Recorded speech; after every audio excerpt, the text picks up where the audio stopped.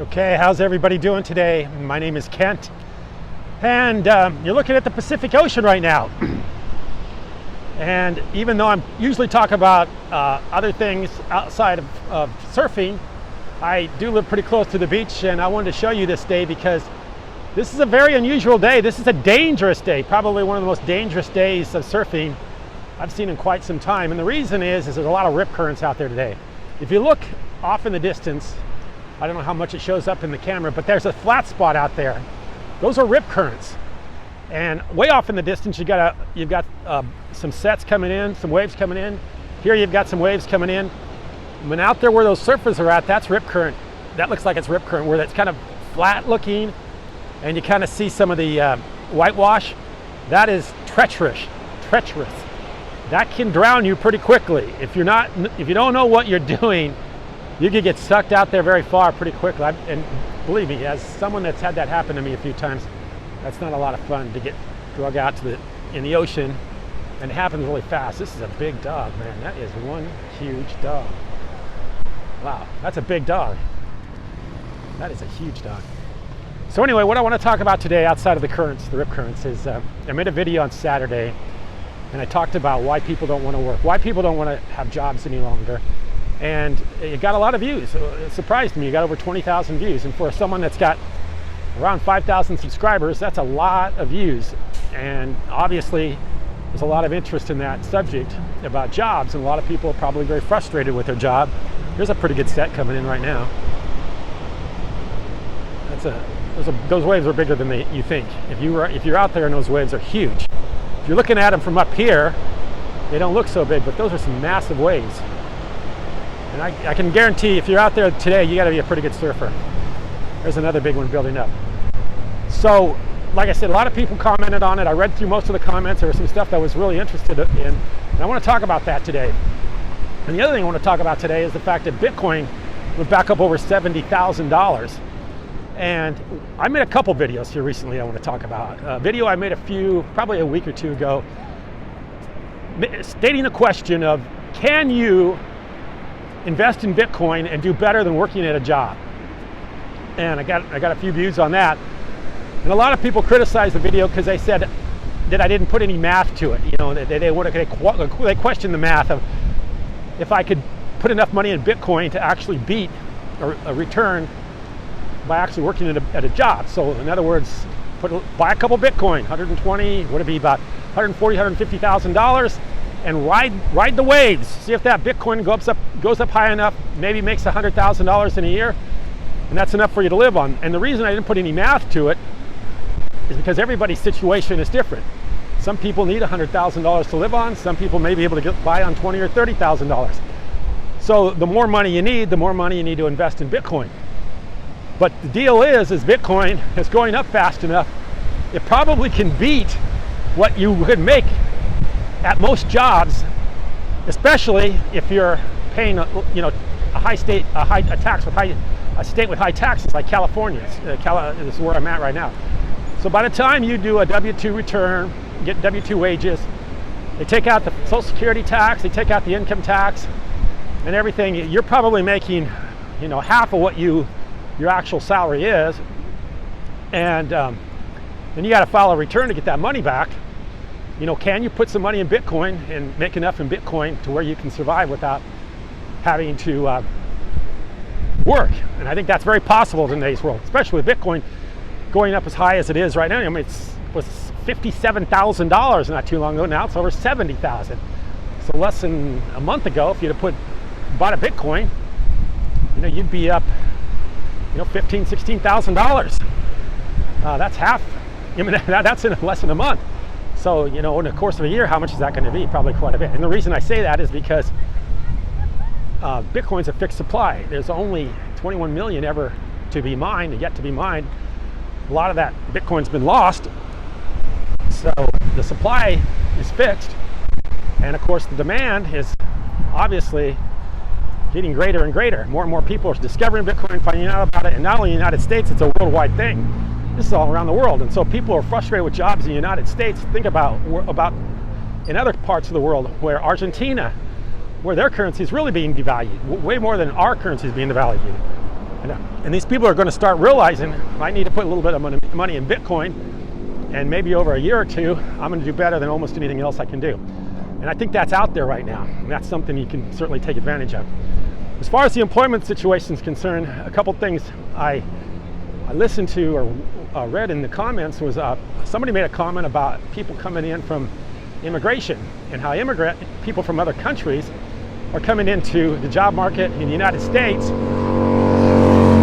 and they're competing against U.S. workers for jobs, which is making it even harder to get a good job. And employers know that. Employers know, hey, if I can't find some of the United States that wants to work, maybe they won't settle for not getting,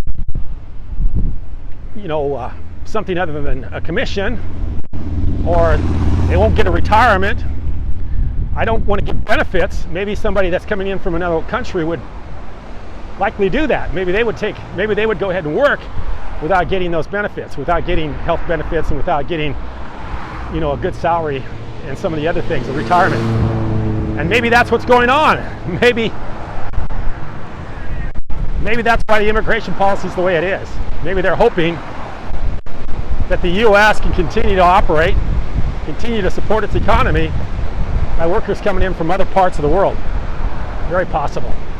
The other thing that's kind of interesting to me is right after I shot that video, I went online and I watched President Biden give a speech to Morehouse College. Some other big sets coming in right now. And of course, he was talking to the 2024 Morehouse graduates. It's a college, a real historic college, a black college out of, I'm not sure where Morehouse is at, but anyway, it's a historic black college. And he was addressing the 2024 graduates. And of course, he kept referring to the fact that you are tomorrow's leaders, that you're going to hold positions tomorrow in tomorrow's future, in the future United States, that's going to make decisions on how our country continues to progress. And all the time he was making that speech, and I'm not criticizing the speech, a lot of people did. I actually thought it was a pretty decent speech given some of his past performances. But I was thinking to myself, I don't think he even comes close to understanding the difficulties these people are going to have in getting real good jobs in today's world, and it's almost impossible. And I think there's so many things that are against the everyday ordinary worker. One of them being technology. I think eventually someday they're gonna make it so you're not going to have people working behind the counter of fast food places. They're just going to go ahead and have some sort of robot do the work. It's going to limit jobs, fast food jobs, and those kind of jobs. Not that they're the greatest jobs in the world, but there's so much competition out there right now to try to get a good job. And not only that, like I say, the entire structure is really not in favor of workers. It's not helping people to actually make a living wage. Maybe you're going to make a wage, but you're not going to make a living wage. What I mean by living wage is this whole idea that everybody's supposed to do better than their parents. And I think that's not going to happen much longer, or if at all, anymore. In fact, if anything, prior generations are going to be way better off than generations that are going out in the workforce today, like the young men from Morehouse College. They'll be lucky if they can have the kind of standard of living that their parents and grandparents had. So I don't think we're going in the right direction. In fact, I know we're not going in the right direction. We're going in the wrong direction, and we're going there very fast. And a video like I made the other night is a very good example of why we're going there fast. Many people comment on a small channel on something about why people don't want to work, and obviously it's something that people are concerned about, and obviously it's something that people